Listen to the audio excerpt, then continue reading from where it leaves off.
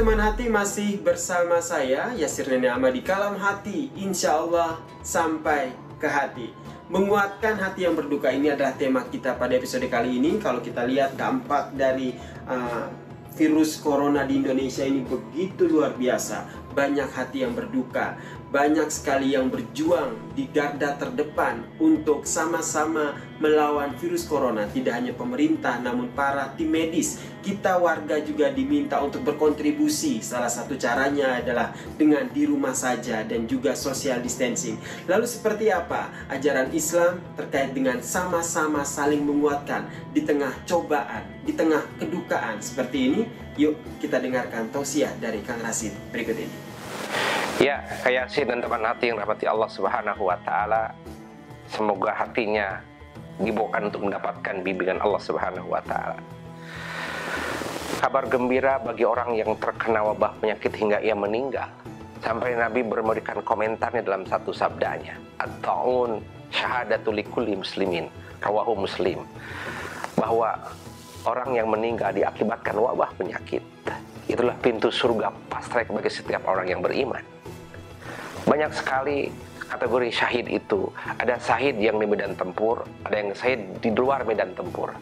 Salah satu yang dikategorikan mati syahid itu adalah orang yang terkena wabah penyakit yang pada saat itu namanya dengan taun, wabah yang mematikan. Yang kedua, ketika dia hamil sampai bagaimana sakitnya melahirkan, ia meninggal, dia mati syahid. Yang ketiga, tenggelam di air sampai dia mati, dia mati syahid. Yang terkena reruntuhan, dia mati syahid. Atau ia terkena penyakit sakit perut sampai ia meninggal, itu juga dikategorikan mati syahid.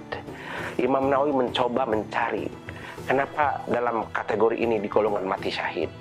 Dia dalam ijma ulama menyampaikan, Imam Nawawi mengatakan, wa qaulal ulama, berkatalah para ulama, wa inna makanat hadhil mautat syahadatun bifadlillah. Kematian-kematian yang tadi disebutkan itu digolongkan mati syahid, itu karena bifadlillah, karena kemurahan Allah. Lewat pintu itu sebagai sebab pasrek menuju surganya Allah Subhanahu wa Ta'ala bighairi hisab, tanpa ada perhitungan. Kenapa? Bisababi syiddatiha wa kasrati alamiha.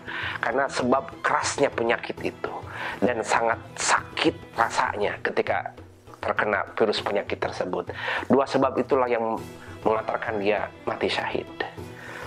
Sahabatku, saudaraku, teman hati rahmati Allah Subhanahu wa Ta'ala, ini adalah pintu pasrek menuju Allah Subhanahu wa Ta'ala, mati syahid.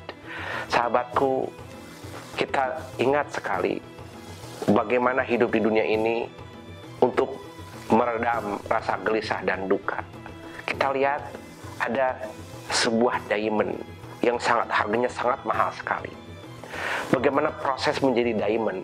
Itu diamond berawal dari karbon, arang biasa di bawah gunung. Di bawah gunung ada temperatur yang panas. Karbon tadi dibakar oleh 1300 derajat Celcius di bawah gunung.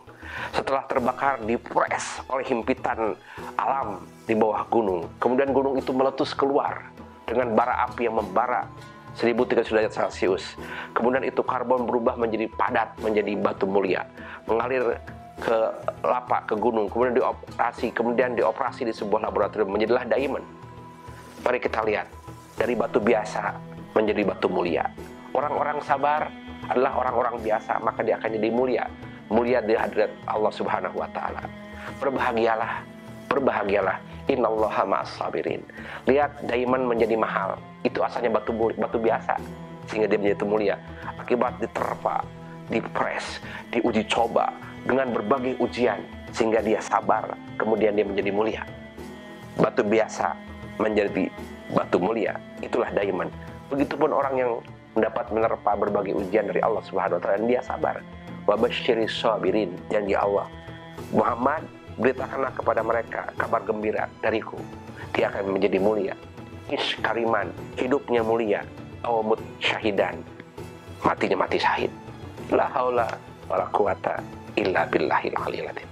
Itu tadi teman hati, tausiah yang disampaikan oleh Kang Rasid. Semoga apa yang tadi disampaikan bisa bermanfaat untuk kita semua. Dan saya juga tidak henti-hentinya untuk mengingatkan teman hati untuk Jika ada pertanyaan bisa langsung mention di media sosial Kalam Hati, di Twitter ataupun Instagram di akun @dikalamhati. Dan bagi teman hati yang tidak sempat menyaksikan seluruh episode ini secara utuh, tenang saja karena episode kali ini juga akan diunggah di kanal YouTube Beranda Islami. Jadi jangan lupa untuk like, komen, dan juga subscribe tentunya.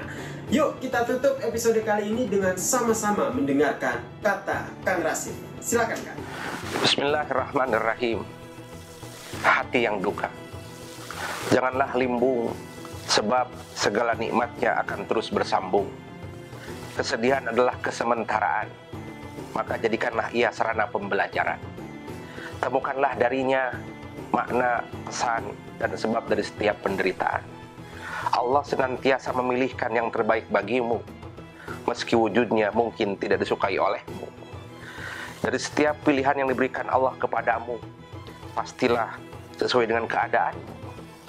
Janganlah dahulukan keinginanmu di atas kehendaknya, karena ini berarti engkau telah mempertanyakan takdirnya.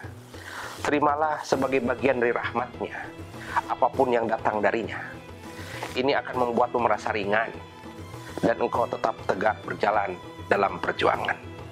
La haula wala quwata illa billah. Assalamualaikum warahmatullahi wabarakatuh.